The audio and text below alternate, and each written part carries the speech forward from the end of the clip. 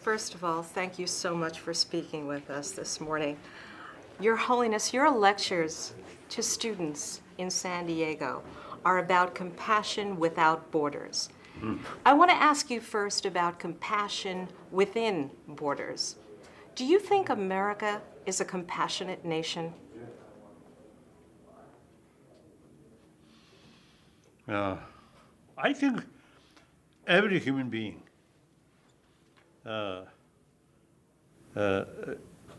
born from mother and at least the next few years, you see, received sort of, the immense sort of affection from our mother.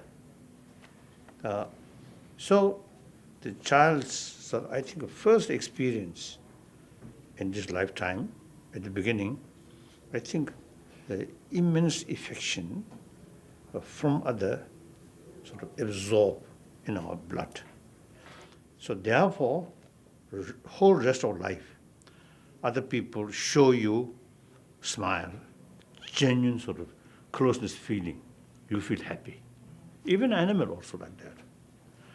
So the person who received maximum sort of affection from other, that person also sort of cultivated the potential showing affection to other. But the problem, so that's I think everywhere. I think the problem is these basic sort of human value from our from the beginning, from birth, not sort of properly nurtured.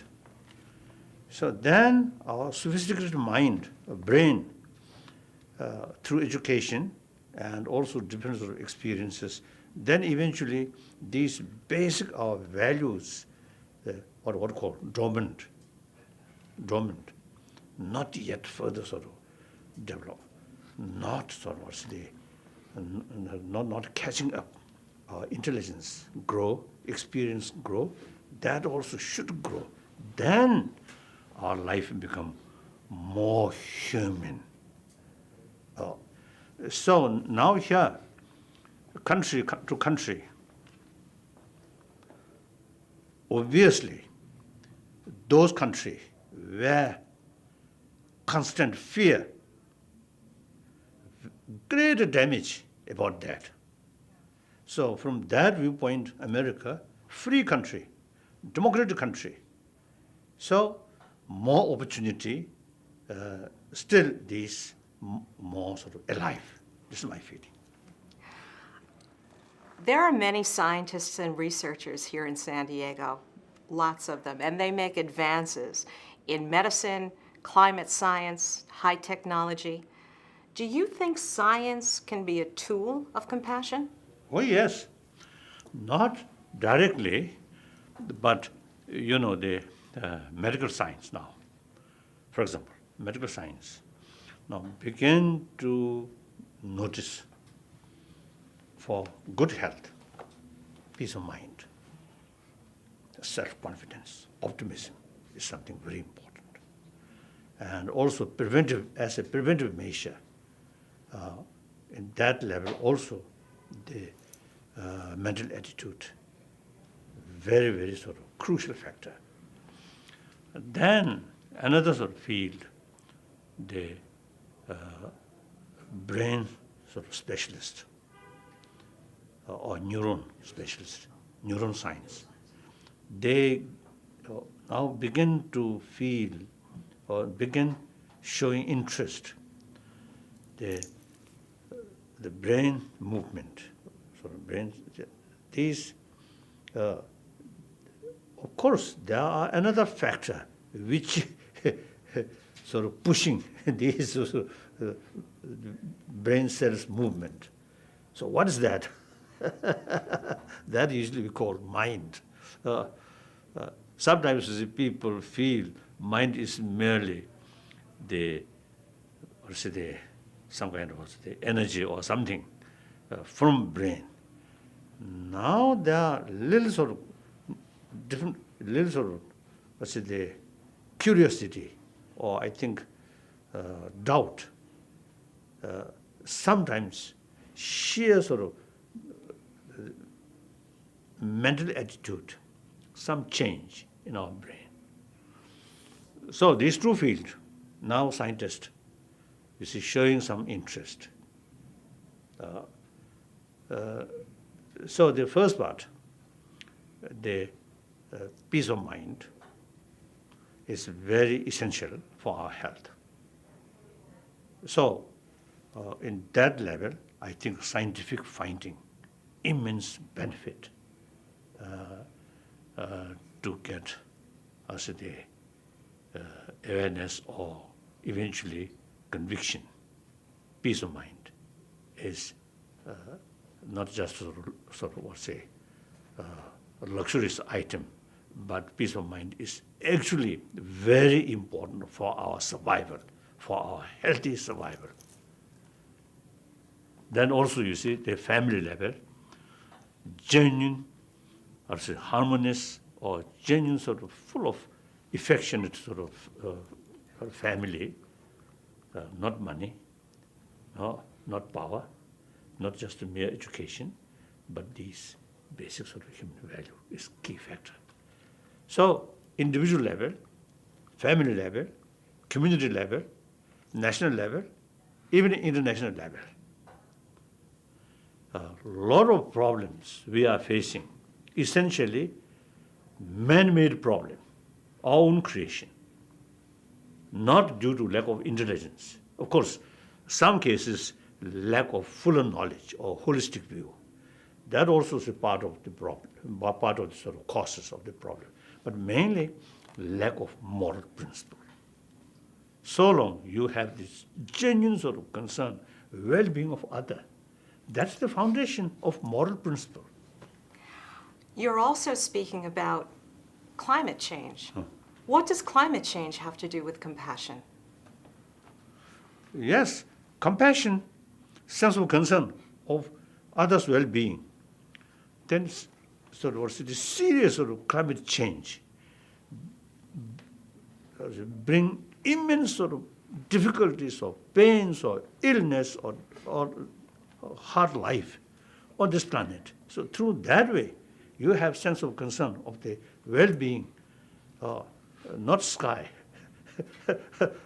not just the environment itself, but we live within the environment. So that directly related with our survival, our life. So through that way, more concern of well-being of humanity, then naturally concern about environment automatically come. Oh, Your Holiness, you've recently separated your spiritual leadership as Yes. Dalai Lama from the temporal leadership that your position used to include. The Tibetan government in exile now has a secular leader. Does this mean that you believe in the separation of church and state the way we do here in America? Oh yes, absolutely. Spirituality actually must be above politics or some other sort of business. So one reason, since my childhood, and particularly when I take the responsibility, I already have sort of keen desire. We must change our system. Then, as soon as we reach India, 59, at once we start work for democratization. Now here, if Dalai Lama remain in the political sort of field, supreme leader, at the same time religious leader, that may become hindrance of sort of the development of sort of proper democracy. And then another thing. Now this is mainly for our interest about Tibet, our struggle. Whole struggle depend on one person, very dangerous, foolish. Actually, this struggle is national struggle, not Dalai Lama institution, not for Dalai Lama institution, or even not for Buddhist Dharma, but for national sort of right, our right. So therefore, this struggle must be carried by people themselves. So once you see they carry full responsibility, then whether I'm there or not, you see, they will carry this struggle. Now, after I handed over all my legitimate authority, a century old from that kind of authority handed over, I feel now our struggle will become much, much safer. And me personally, one secret, the day I officially handed over, that night, very unusual sound sleep. So now, in a way, I'm quite free now. I can devote my energy, my time to other sort of my commitment, promotion of human value, which we already discussed, and then also promotion of religious harmony. So in these two fields, now that more or less, I think the spirituality or human values in these fields, I may consider my own profession field. The political and national struggle, these are not my profession. Your Holiness, you've recently written a book called Beyond Religion, Ethics for the Whole World. Some people think that we can't be compassionate or ethical without religion. Can we get beyond religion? Yes, certainly. Animal. I will ask you, animal have any religion? No. Cats, dogs, and birds, many species of mammals, they also have this sort of potential, show affection. Firstly, because of the biological factor. And then, like dogs, if you, the owner of the dog, really showing not just food, but real affection, then dog very much appreciate. Isn't it? Yes. Just give food without showing affection, they may not get sort of 100% satisfaction. So they also, you see, when we human being, we show affection, the poor animal also respond to us, isn't it? Licking, or cat, you see, sometimes you see, they are sort of, what's a palm, so put here, and then some special sort of sound. You say, very peaceful, isn't it? That is their sort of response of affection. So they also have the sort of they appreciate others' affection. They also have the sort of ability to show their own affection. So, and then, right from the beginning, as soon as we're born, child, no religious faith, isn't it? So that's my main argument. So the affection is mainly biological factor. Then further sort of strengthening that religion helpful. And without religion, also you see there is way through education, through awareness, like scientific findings. Then you get conviction. Not necessarily really love other, but for their own interest, you see, they showing love, compassion to other, like that. My last question to you. Do you feel it's your obligation to go around the world to give these lectures, or is it also your joy? Not obligation. Without invitation, I never go this area. Then also when invitation come, then I inquire, just to see, seeing new place, seeing just one sort of family, then not much interest. The invitation come from sort of say some institution who really involving so-called my own profession, this field, and then this is the different universities or education sort of institution. I feel that is the place where the awareness of these things to start and to spread among human community. So then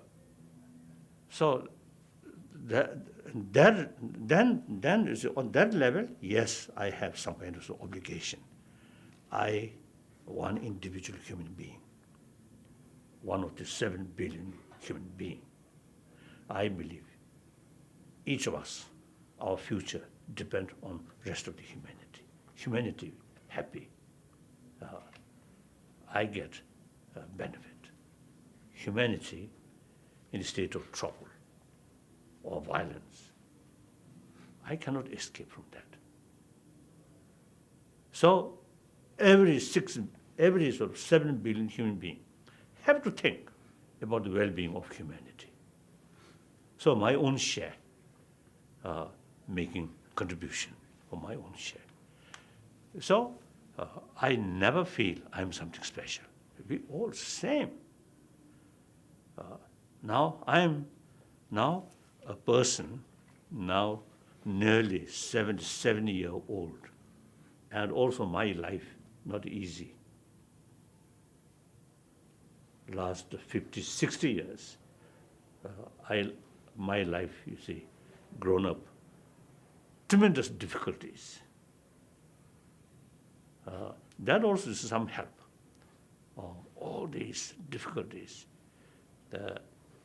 due to lack of sense of respect, others' right, lack of sort of sense of concern about others' well-being. And then also, you see, when I hear, I always listen BBC, they sort of sad event in everywhere. In my mind, of course, natural disaster like tsunami, these things, also I think indirectly may related with human behavior. But then major sort of problems, actually, they're due to lack of moral principle.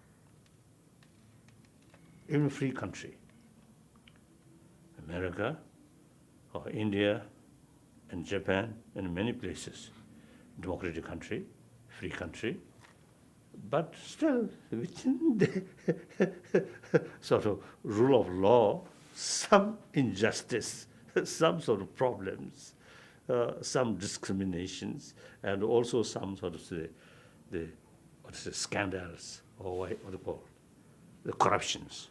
You see these things, you see, there. All these, in my mind, I think many people agree, lack of moral principle. Therefore, we have to make effort from every corner, media people, and education sort of institution, and family, parents, everywhere. You see, it is our common goal, common interest, promote to, or say, promote more compassionate world, sensible world. So like that. So therefore, that's my own, one individual's sort of contribution. So let us have that kind of sort of effort from all 6 million, except those child or handicapped or too old. That's a free. But remaining people, you see, they sort of have the opportunity to create trouble or to create a good thing. Now should think more seriously, should not indulge any work to create more problems. Your Holiness, thank you so much for speaking with us. Thank you. Good, thank you. So the child's, I think, first experience in this lifetime, at the beginning, I think the immense affection from other sort of absorb in our blood. So therefore, whole rest of life, other people show to other. But the problem, so that's, I think, everywhere. I think the problem is these basic sort of human value from our, from the beginning, from birth, not sort of properly nurtured. I think every human being